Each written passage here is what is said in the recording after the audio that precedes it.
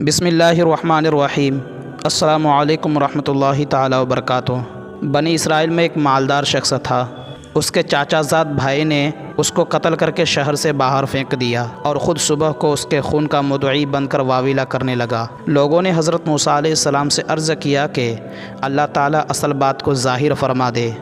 اس پر خدا کا یہ حکم ہوا کہ گائے ذبح کرو، اس گائے کا ایک ٹکڑا اس مقتول کو مارو، تو مقبول زندہ ہو کر خود ہی بتا دے گا کہ اس کا قاتل کون ہے۔ لوگوں نے یہ بات سن کر حیران ہو کر پوچھا کہ کیا یہ مذاق تو نہیں؟ حضرت موسیٰ علیہ السلام نے فرمایا، معاذ اللہ، کیا میں ایسی کوئی فضول بات کروں گا؟ میں بالکل صحیح بات کہہ رہا ہوں۔ لوگوں نے پوچھا تو فرمائیے گائے کیسی ہو؟ حضرت موسیٰ علیہ السلام نے فرمایا، خدا فرماتا ہے کہ نہ بہت بوڑھی ہو اور نہ بالکل نو عمر، بلکہ ان دونوں کے بیچ میں ہو۔ لوگوں نے کہا، خدا سے یہ بھی پوچھ لیجئے کہ اس کا رنگ کیا ہو۔ فرمایا، خدا فرماتا ہے ایسی پیلی گائے ہو جس کا رنگ ڈبڈباتی اور دیکھنے والے کو خوش کر دینے والا ہو۔ لوگوں نے پھر کہا کہ گائے کی ہر حیثیت کے متعلق ذرا تفصیل سے پوچھ لیجئے، ایسا نہ ہو کہ ہم سے کوئی غلطی ہو جائے۔ حضرت موسیٰ علیہ السلام نے فرمایا، خدا فرماتا ہے کہ ایسی گائے جس سے کوئی خدمت نہ لی گئی ہو، نہ حل میں جوتا گیا ہو، نہ اس سے کھیتی کو پانی دیا گیا ہو، اور بے عیب ہو جس میں کوئی داغ نہ ہو۔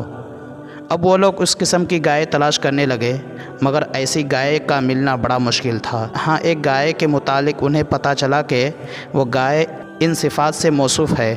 وہ گائے ایک یتیم بچے کی گائے تھی، اور اس کا قصہ یہ تھا کہ بنی اسرائیل میں ایک صالح آدمی تھا جس کا ایک چھوٹی عمر کا بچہ تھا، اور اس کے پاس سوائے ایک گائے کے بچے کے کچھ نہ رہا تھا۔ اس نے اس بچیا کی گردن پر مہر لگا کر اسے چھوڑ دیا اور بارگاہ حق میں عرض کیا کہ اے اللہ، میں اس بچیا کو اپنے بیٹے کے لیے تیرے پاس امانت رکھتا ہوں۔ میرا بیٹا جب بڑا ہو جائے تو یہ اس کے کام آئے۔ اس مرد صالح کا انتقال ہو گیا اور بچیا جنگل میں پرورش پاتی رہی۔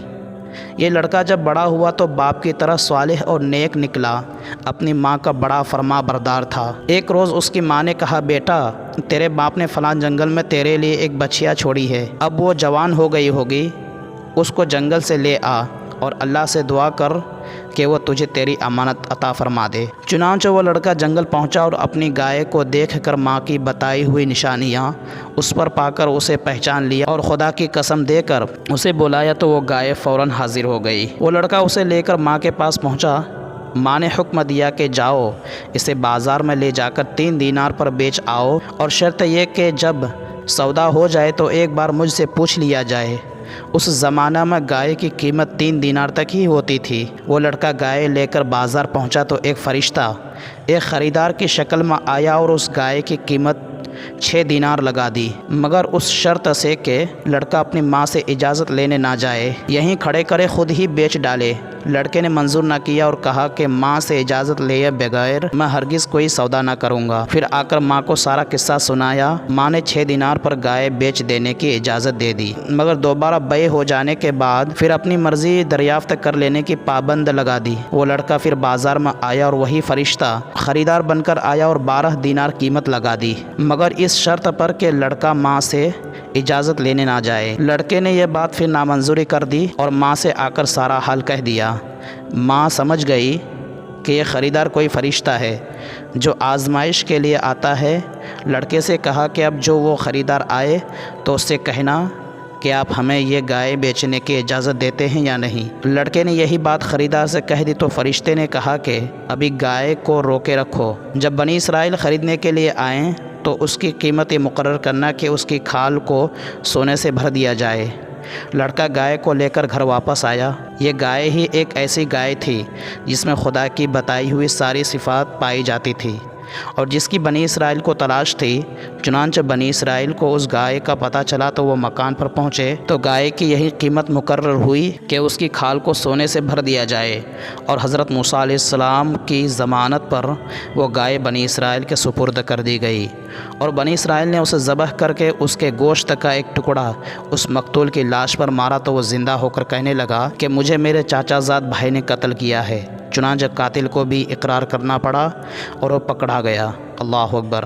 خدا کی بتائی ہوئی گائے کے ٹکڑے میں اگر اتنی برکت ہے کہ مردے سے لگ جائے تو زندہ ہو جائے، تو جو خدا کے نیک بندے ہیں ان کے وجود باوجود کیوں نہ لاکھوں برکتیں اور کرامتیں ہوں گی، اور کیوں نہ ان کے اشارے سے ہی مردوں کو زندگی ملتی ہوں گی۔ اور یہ بھی معلوم ہوا کہ ظالم لاکھ چھپا کر ظلم کرے مگر اس کا پول کھل کر ہی رہے گا، اور جس طرح حکمت ربی سے بنی اسرائیل کے مقتول کے قاتل کا پتہ چل گیا، اسی طرح کل قیامت کے دن حکمت ربی سے ہر ظالم کا پتہ چل جائے گا۔ اور یہ بھی معلوم ہوا کہ ماں کا وجود بڑی نعمت ہے، اور اس کی رضا جوئی سے دین و دنیا کی بہتری حاصل ہوتی ہے۔ اور یہ بھی معلوم ہوا کہ یہ گائے معبود نہیں، معبود صرف اللہ ہی ہے۔ بنی اسرائیل نے چونکہ سامری کے بنائے ہوئے گائے کے بت ہی کی پوجا کی تھی، اس لیے اللہ نے انہی کے ہاتھوں ایک گائے ہی کو ذبح کرایا تاکہ انہیں پتہ چل جائے کہ اصل معبود تو وہ ہے جو اس گائے کو ذبح کرنے کا حکم دے رہا ہے۔ سبحان اللہ۔